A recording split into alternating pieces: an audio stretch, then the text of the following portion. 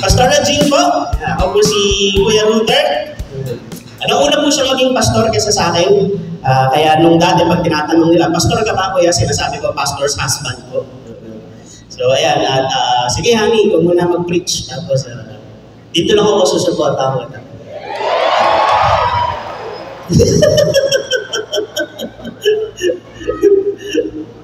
Magandang hapon po sa inyong lahat. Kinakabahan ako. Hindi ko alam kung sasabihin ko, may naasahan po ba kayo sa akin? Hi! Sumumo po, Ann. Naubos na yung oras natin. Hindi lang.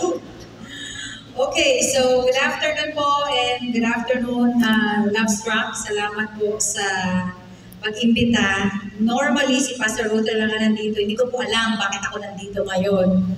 Pero naniniwala ako na God is about to do something for all of us, especially the young people. How many of you are single? Taas ang kamay. Ayan.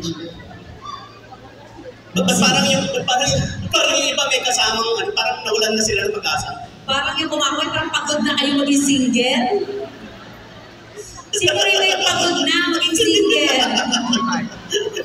Sino po yung mga married na, mga may asawa na? Yeah. O parang mas pagod yung mga may asawa. Sige, lahat ng may asawa magpalakpakan! Lahat ng single magpalakpakan! Energy. O diba? Pagod na yung mga may asawa. Okay, so this afternoon we just want to share something. Ako po, may gusto na po akong i-share sa lahat ng mga naghihintay. Kasi the topic that was given to us is about waiting. Sabihin niya po natin, wait. Wait, maghintay or paghihintay. Alam niyo po, malaki ang nagagawa nung naghihintay. Yung marunong maghintay. And actually, I think I'm one of the worst person to talk about this. Kasi napaka-impatient ko. Kapag meron akong pinutos, may sinabi, may pinagawa, tapos hindi nagawa, mabilis uminit ang ulo ko. Pero huwag po kayo mag-alala kasi hindi po yun yung topic, hindi po yun yung paghihintay na pag-uusapan natin. Kundi ang paghihintay na pag-uusapan natin ay pagdating sa love life, pagdating sa pagpasok sa relationship. But anyway, I have here 3 P's, both para sa mga lalaki at sa mga babae. Number 1, in waiting, sa paghihintay. Number 1, of course, always, pray. Sabihin natin, pray. If you're a guy, you pray for a Proverbs 31 kind of woman. Ang ipagdasal mo, hindi yung magaling mag-TikTok, hindi yung sexy. Ang ipagdasal mo ay yung babae na dinidescribe sa Bible. Kasi yung feelings natin, yung emotion natin, nagbabago yan. Nagbabago yan. Ngayon, mahal mo, bukas hindi. Kung maririnig niyo po, siguro narinig niyo na sa ibang episode ng Bible Ninja, yung love story namin ni Pastor Luther.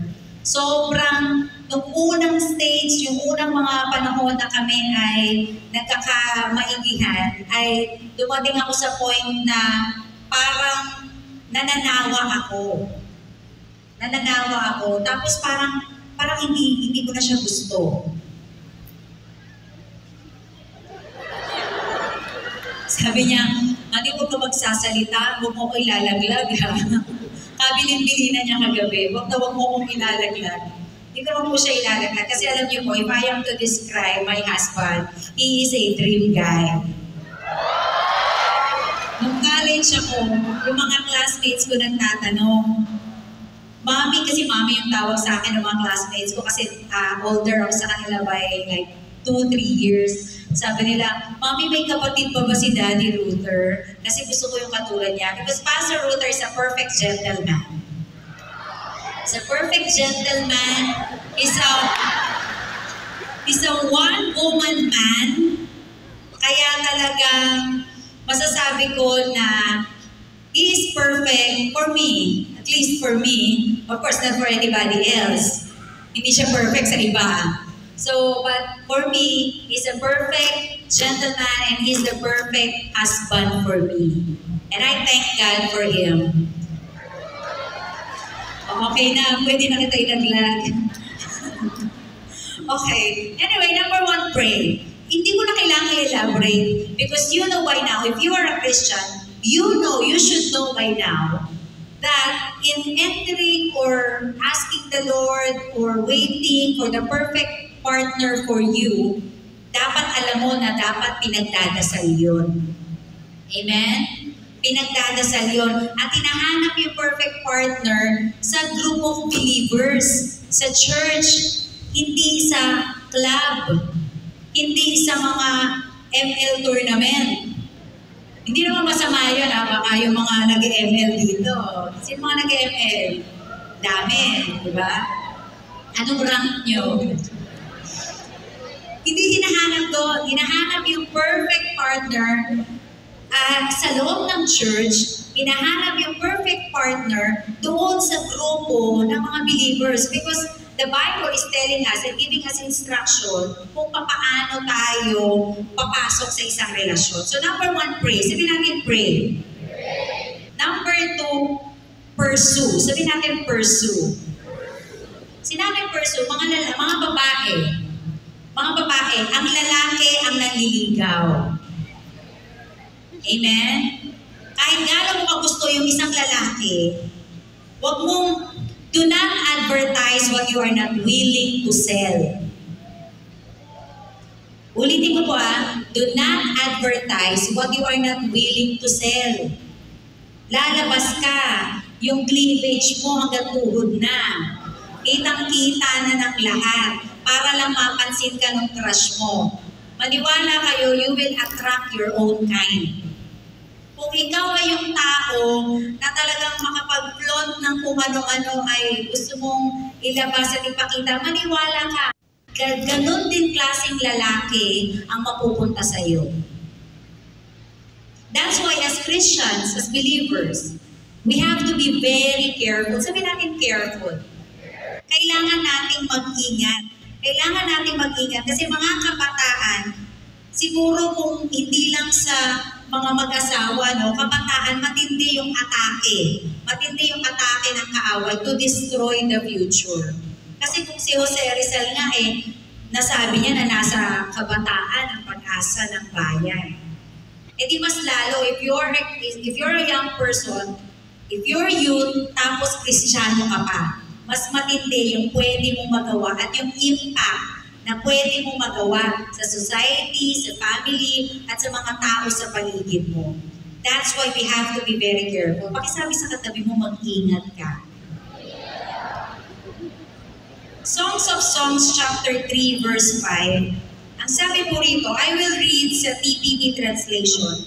Promise me, O Jerusalem, maidens by the gentle gazelles and delicate deer, that you will not disturb my love until she is ready to arise. Mga kababaihan, huwag niyong gigisingin yung sensuality ninyo pag hindi pa niya oras magising. Yes. Kasi pag nagising yan ng wala sa oras, disgrasya ang mangyayari sa inyo. Kasi hindi na yan napapatulog ulit. Hindi lang po sa mga babae. Ito kasi yung nagsasalita nito sa Songs of Songs ay babae. Pero ganoon din sa mga lalaki. If it's not yet time, hindi mo pa oras. Lahat tayo may kanya-kanyang season. If you are studying now, your season is to study. Hindi para maghanap ng love life. Kasi yung love life, yung perfect one, yung right one na sinasabi nila na para sa'yo, ay darating yan in God's perfect timing. That's why you learn to wait. If it's your time to study, study well. Sino nag-aaral? Palakpakan. Ang pinaka madalas kong marinig na dahilan kung bakit pumapasok sa relationship habang nag-aaral ay for inspiration. So, hindi ko alam kung ano yung tsura nun. Gusto yata nila habang nagre-review sila, may nakatitig sa kanila. Hindi ko alam. Sabi nagbabasa ka, tapos makatitig sa'yo, ano ba? Hindi ko alam paano yung inspiration sa pag-aaral. Kasi maraming pwedeng gawin inspiration yung pag-aaral. Mga magulang mo na nagpapaaral sa'yo. Di ba? Yung pag nag-aaral ka ng mabuti, hindi ka babagsak, napaka-inspiring, no? So nilalagay niyo po yung sarili niyo sa isang napakadelikadong sitwasyon. Okay? Halimbawa, exam week. Exam week. Okay? May tanong ako, kung wala kang relationship, mahirap ba yung exam? Mahirap madali? Mahirap madali? Ano? Madarap. Madarap? Madaling mahirap. Kung wala kang relasyon ngayon, halimbawa, ang course mo ay medicine, yung bang exam mo, mahirap ba yan in itself o madali? Mahirap? Mahirap yung exam. Kaya nga ang tawag hell week. Diba sa mga students, yung mga nagsasabing madali, baka wala pa kayo dun sa ganung period. Okay? Pahirap yan ang pahirap. Kasi kahit wala ka relasyon, mahirap na siya. Okay? Okay? May tanong ako sa inyo. Imagine niyo to, ganito. Okay? Course mo halimbawa medicine o engineering. Sobrang hirap ng math yan. Nakakasira ng mundo yung math ng engineering. Okay? Tapos, may relasyon ka for inspiration. Exam week, nag-away kayo.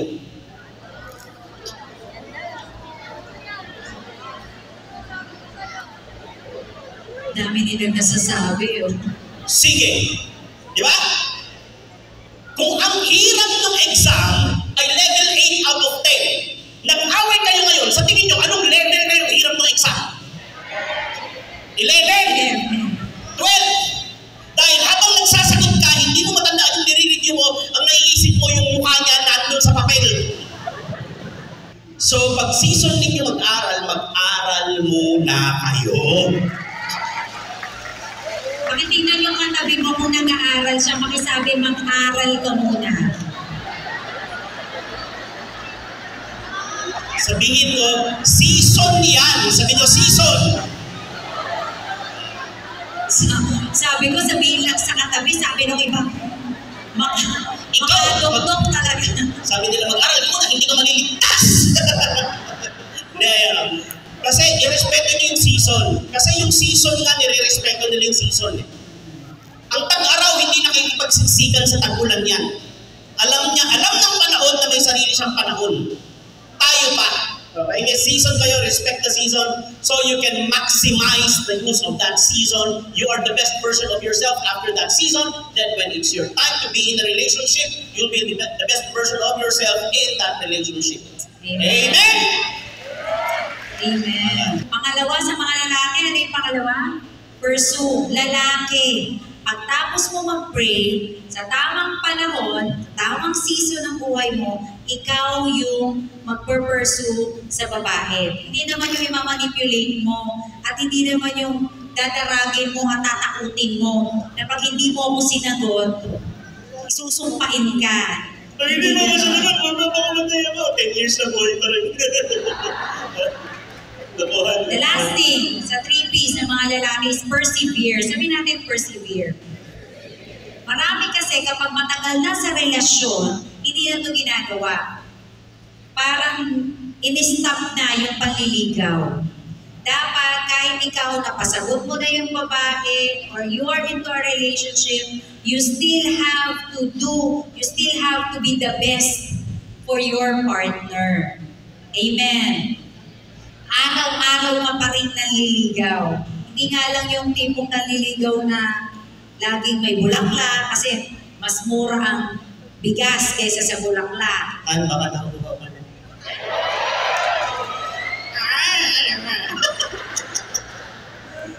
Okay, so sabi po rito, sa yung definition ng persevere, to persist in a state enterprise or undertaking in spite of counter-influences, opposition, or discouragement.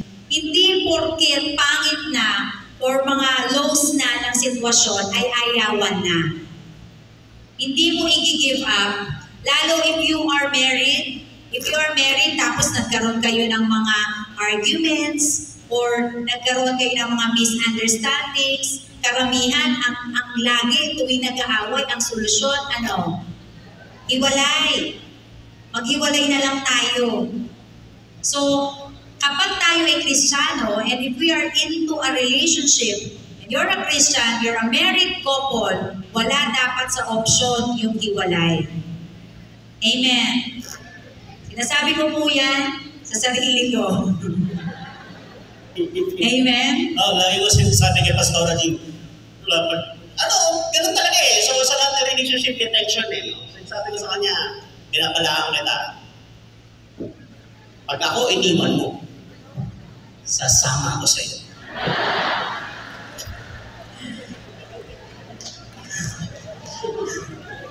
O diba, alis ka pa ba? Sasama rin. Gagastos ka lang, magpapagod ka lang, mag-aalis ka pa ng maleta, wag na lang. So mga lalaki, pray, pursue, persevere.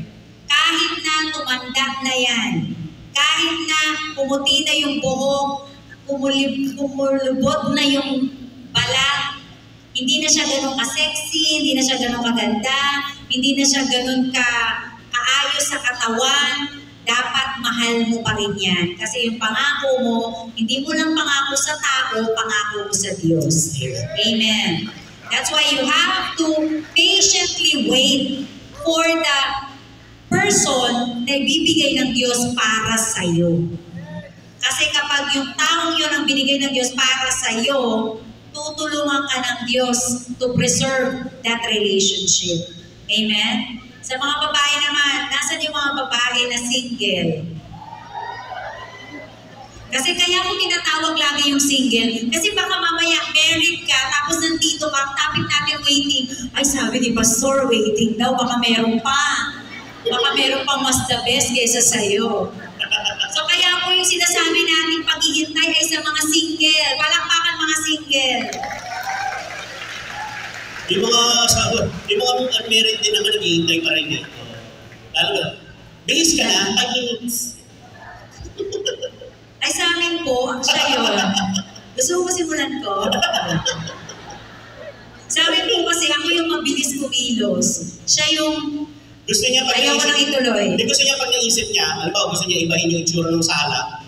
Pag naisip niya yun, gusto niya gagawin niya agad ngayon, tapos gusto niya tapos agad. Sabi ko, buti na lang hindi ka naging angel. Kasi kung naging angel ka, malamang pinilit mo si Lord tapusin yung creation ng day 1.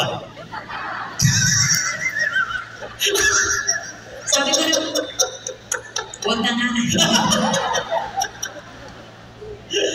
Okay, ngayon ako sa mga babae. Bibilisan ko lang kasi baka mamaya senyasan na kami ni Kips ng time na namin. Sa mga babae naman, of course, number 1 is to pray. Pray. Katulad ng sinabi ni kanina, yung binasa natin sa Songs of Solomon, do not awaken love until it's ready. Sabihin natin ready. Kasi kapag, siguro naman, most of us here are adults, 18 years old and above, kung meron man, mangilan-ilan ng mga teens. Kapag merong umaali-aligid sa'yo, nagpaparamdam sa'yo, tapos ang gusto lagi sa madilim, gusto lagi sa sinihan, sa kanto, sa iskinita, kung saan napakadilim. Mga babae, I'm telling you, tumakbo na kayo palayo. Lalo ngayon, Valentine's, no? Hindi ho yan nire-regalo. Kung talagang mahal mo ko, patunayan mo. Oo. Girls, pag lagi kayong suot ng tsinelas na makapal. Para pag sinabi yan sa inyo, sampalin nyo agad ang tsinelas na makapal. Okay? Girls, number 1, pray. Number 2, preserve. Sabihin natin, preserve. Yung literal meaning ng preserve is to keep safe from injury, harm, or destruction. To protect, maintain. Mga babae, yung ating pong purity, yung ating virginity, ay pre-preserve yan for the right person. Hindi yung kung sinong karelasyon mo ngayon, always available. Mga babae, preserve yourself. We are all praying for the perfect one for us. Pray tayo, gusto natin yung perfect yung lalaki, perfect na ganito siya, naglalagay tayo ng mga standards, tama? Pinag-pray natin, ito yung gusto natin sa mga lalaki. Newsflash, while doing that, you have to also be the best person para sa partner mo in the future. preserve yourself, maintain your integrity. Well, why am I saying this? Bata pa kami, Christian na kami. When I was in high school, may mga naliligaw. Tuwing, may kapatid kasi ako dito, alam nila wala akong mga boyfriend eh. Hindi ako nagpo-boyfriend eh. Pero ngayon sasabihin ko na, tuwing nagkakaroon ako ng boyfriend, alam nyo, sila yung nakikipaghiwalay. Ang pangit ko kasi, sila yung nakikipaghiwalay kasi ayaw kong magpahawak ng kamay. Oh, ganda mo. Ayaw kong makipaghawak. Ayun, sige, hawak. Ayaw ko, kahit holding hands, ayaw ko. Hindi ko pa alam yung verse na to, na do not awaken love until it's ready. Hindi ko pa alam. Pero ayaw ko makipaghawak ng kamay kasi ang nasa isip ko, ang makakahawak lang ng kamay ko, yung taong mapapangasawa ko. And by God's grace, ako po nagkaroon ng mga ganong relasyon, pero not until I get married, not until I met Pastor Ruther, wala akong naging anyone na nagkaroon ng sexual relationship. Kaya pala grabe yung hawak mo sa kamay ko. Hindi, bakit ko po ito sinasabi? Kasi yung importante na marunong kang maghintay ng tamang panahon. Kasi lalo mga babae, may nakausap ko, elementary classmate ko siya, tapos nasabi niya sa akin to para mga first, second year high school, hindi ko makalimutan. Sabi niya, nagkaroon siya ng boyfriend, taga dun sa lugar namin. Taga dun lang din sa lugar namin yung naging boyfriend niya. Tapos sabi niya, may nangyari sa kanila. Tapos kung may nangyari sa kanila, sabi niya, alam mo, ganito pala, no, kapag na-experience mo na yun, hahanap-hanapin mo. Hahanap-hanapin mo. Sa lalaki, hahanap-hanapin nila at wala silang pake kung kanino. Importante mabigay yung pleasure na hinahanap nila. Pero ang babae ay hahanapin mo doon sa kung sino ang gumawa sa'yo. Pero ang bottom line, hahanap-hanapin mo siya. That's why, girls, ladies, while waiting, you have to learn to preserve yourself. Preserve your integrity. Kasi yan ay may pagmamalaki mo sa Panginoon at sa taong makakasama mo habang buhay. As I said a while ago, do not advertise what you are not willing to sell. Huwag kang lalabas, pupunta ka kung saan-saan, ang suot mo, akala mo may shortage ng tela sa Pilipinas. Na akala mo sobrang init na kailangan naka-expose lahat na ma-expose sa'yo. Huwag. Do not advertise what you are not willing to sell. Hindi mo naman ibibenta yan eh. Huwag mong ipangalandakan. Preserve yourself. And the last thing is, protect. Sabihin po natin, protect. At all costs. Sabi ng Bible, guard your heart. In Proverbs chapter 4, verse 23, guard your heart. Sabi mo sa katabi mo, guard your heart. Yung puso mo ay ingatan mo. Ano ang purpose ng security guard? Ano po ang purpose ng security guard? To protect a specific establishment. Tama? Kaya may security guard sa mga bangko, sa mga groceries, para walang makapasok na masasama.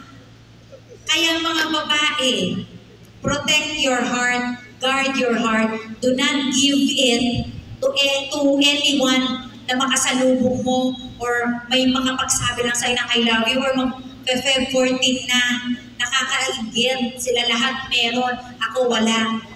Kaya kahit sino na lang na magsabi sa'yo, sige na lang. Hindi po. Protect your heart at all costs.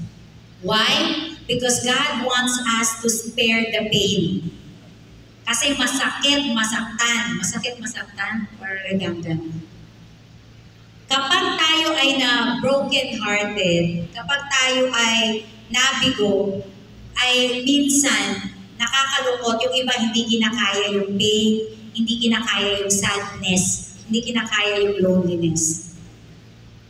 That's why it's very important for us na ingatan natin yung ating mga sarili while waiting for the right person. Amen? Ano po yung tatlo sa mga lalaki? Pursue. Ano po yung pangatlo? Persevere. Sa mga babae? Pray, preserve, and protect. Do not enter into a relationship if marriage is not your goal. Ibig sabihin, huwag kang maghahangad na pumasok sa isang relasyon kung hindi ka pa ready magpakasal. Kung hindi ka pa ready, kung trip-trip lang, na para lang may maipakita, wag. Unless you are ready spiritually, physically, financially, yung stability mo importante. Kasi yun nga stable na eh.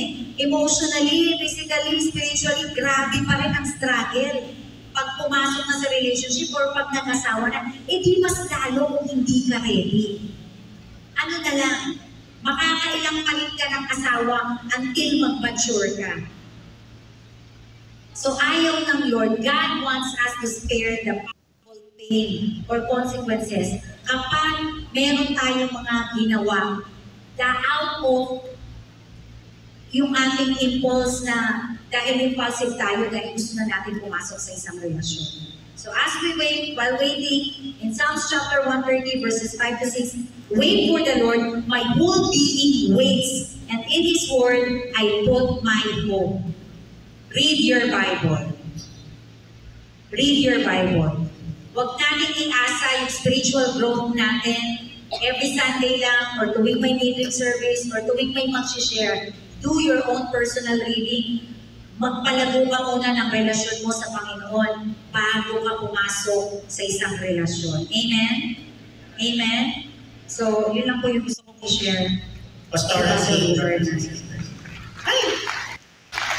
Sana kami natutulungan kayo. Ano yung preach ka ba? Okay? May papagawa ko sa inyo. Okay? Ikit yung lahat yung mata ninyo. Ikit lahat ng mata.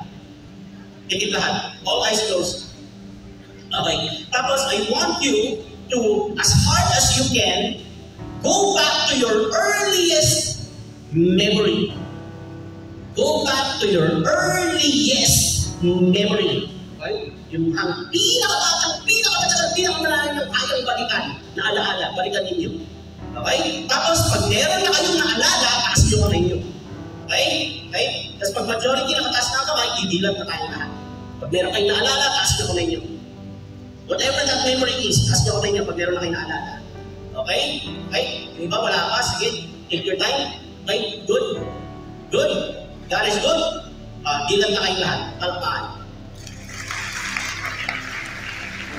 Okay. I'm almost sure, no? I'm almost sure. Sa dinami-rami ng mga pwede niyong maalala, ng mga memories na nakakanin sa permanent memory bank ninyo, kasi may partition of brain, sa memories, merong temporary memory bank, merong permanent memory bank. Pag doon yan napunta sa permanent memory bank, okay, naalala nyo ngayon. Okay? Sino dito yung nakaalala ng popular years niya? 5, 4, 3, wow, grabe, baba ka man. I'm almost sure. Okay? Kaya nyo yan naalala kasi heavily, emotionally invested kayo ng specific na moment na yan. What do I mean? Kung hindi ninyo sobrang saya, sobrang lungkot ninyo. Kaya nyo naalala. Tama? Tama? Tama? Some of the things may be very, very trivial. Halimbawa ako, ang unang pumapasok sa isip ko, pag pumunta ko ng ganyan, magpa-flashback agad, yung hinahabol ko yung nanay ko, iyak ako ng iyak kasi hindi niya ako sinama sa palengke. Iyak ako ng iyak kasi yung bata, gano'n, gusto sumama. Iyak ko ng iyak. Pangalawa, yung naligaw ako. Hinahabol ko yung tindero ng kahit ano, popsicle, tapos pagbalik ko sa akin, kulang yung pera ko, naligaw ako. Tanda-tanda ko kayo. Isipin nyo, sa dami na pwede kong maalala yun ang naalala ko. Kasi, sobrang tarantado nun. Akala ko hindi ko na makikita yung family ko, buong buhay ko. Hanggang ngayon, naaalala ko pa. Why is it important for women to preserve your virginity? Because ladies, girls, Sa babae inilagay, ikinarga ng Diyos yung gift ng emotions. Ang fuel ng babae, emotions. Emotionally driven kayo. And you know what makes you remember things? You know how memory works? Alam niyo kung anong gasolina ng alaala? Tanong niyo ano? Emotions. Kaya hindi niyo na matatandaan yung mga math lessons ninyo kung wala naman kayong hilig sa math. Kasi walang emotions yun. Ang natatandaan ninyo, social studies, natatandaan niyo yung Florante at Laura, natatandaan niyo yung suyuan sa azotea, Luli ni Angere, kasi di emotions. Tama? Isipin ninyo, kung maibigay mo yung sarili mo sa maling tao, buhos, lahat, tapos iniwan ka, gaano malaking emosyon ang i-invest mo dyan? Kaya ang daming toxic na babae, na lahat na lang, duda siya. Bakit? Kasi yung mga nauna, ginawan siya noon. Naintindihan niyo? Kaya yung the Lord, the Bible is not hindi ko speak si Lord. Pinoprotektahan ni Lord yung memory ninyo. Kasi hindi tayo computer, hindi tayo nare-reformat. Okay? Ngayon, kung nangyari na yan at nandun kayo sa sitwasyon na kailangan ng redemption, I have good news for you. There is no such thing as a hopeless case for the Lord Jesus.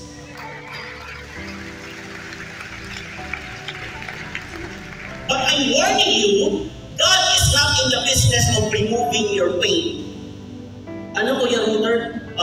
Sabi sa Revelations, and He shall wipe away all tears from their eyes. Kailan yun? Pagbalik ni Jesus. Ibig sabihin, pagbalik na lang si Jesus, meron pa rin tears. Hindi pag pumasok ka sa Christianity at nakilala mo si Lord, mawawala yung pain. Hindi. Hindi niya tatanggalin yung pain. Alam niyo ba niya sa pain? I-redeem niya yung pain. Bibigyan niya ng sense, bibigyan niya ng purpose. Kasi ang hinihintay, hindi yung perfect na tao. Ang hinihintay ko yung perfect na Diyos.